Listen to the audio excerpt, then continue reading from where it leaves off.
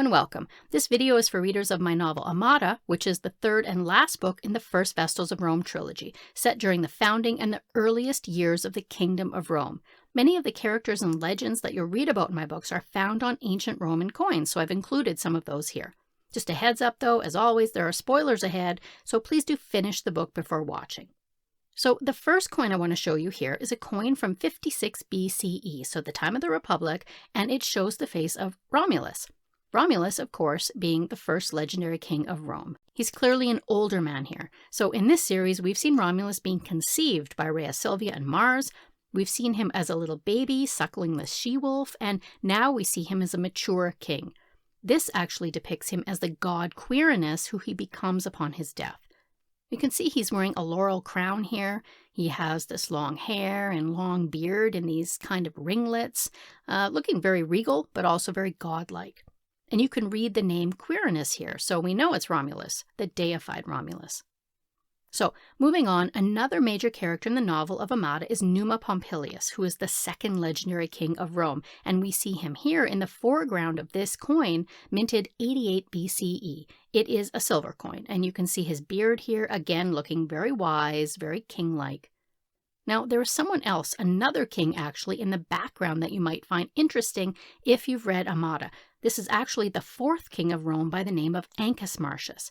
He is the son of Marcius, who is a fairly big character in the novel. He's the first Pontifex Maximus of Rome, and someone who works closely, obviously, with Amata. So this guy, Ancus Marcius, he isn't actually in the novel, but his father, Marcius, is. Okay, so next up we have what is unfortunately a fairly low-quality coin, but this is a 2nd century CE bronze coin, again of Antoninus Pius, that has on the reverse an image of two very special shields. The classical telling is that one divine shield fell from the heavens during the reign of Numa, who we just saw, and that he had 11 copies made so that any would-be thieves wouldn't know which one was the real one. Now, you'll already know from previous videos and the books that both the Palladium and the Sacred Fire of Vesta were protective items. They protected Rome and her ruler and her people. While there are a few other of these sacred tokens or divine objects, and one that becomes relevant during the time period of this book series is the Ancile, or the Ancile, the sacred shield of Mars, presumably thrown down by the god. So we can assume that one of these oval shields is the original sacred shield, and the other is a copy, a counterfeit. I've seen some really nice impressions of this coin where the shields are really detailed, but unfortunately this is not one of them. The next thing I want to show you isn't a coin, not yet, but readers might remember that it's the job of a certain character named Theo to clear the horse track, and for doing this he gets paid. But at this time in Rome, the time of the very early kingdom in the 8th century BCE, there are no coins, at least not there. So I've used in the series what is basically a proto-currency or very early Roman money, and in Theo's case, it's what's called rough bronze, and this is essentially a bronze nugget.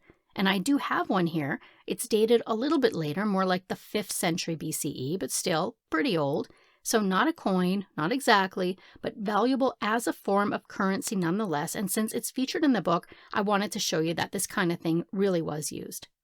So moving on, there are a couple times in this trilogy where characters mention the Eleusinian mysteries. They're especially important to Numa and Marcius as two men who have traveled to Greece, which is where they were held, to witness them. And we say mysteries because these were very secretive religious rites. We know they were greatly respected, and those who participated lost their fear of death. We know they had something to do with the myth of Persephone, they symbolized the eternal nature of life, and that at least part of them took place underground. So that's a quick idea of what the mysteries were, and just before I show you the next coin, just take note of the chariot and the figure painted on this Greek vase, because we can see that same chariot and figure on the obverse or front of this old Greek coin. It's from Attica, and it's an old one too, estimated to be from the 4th century BCE.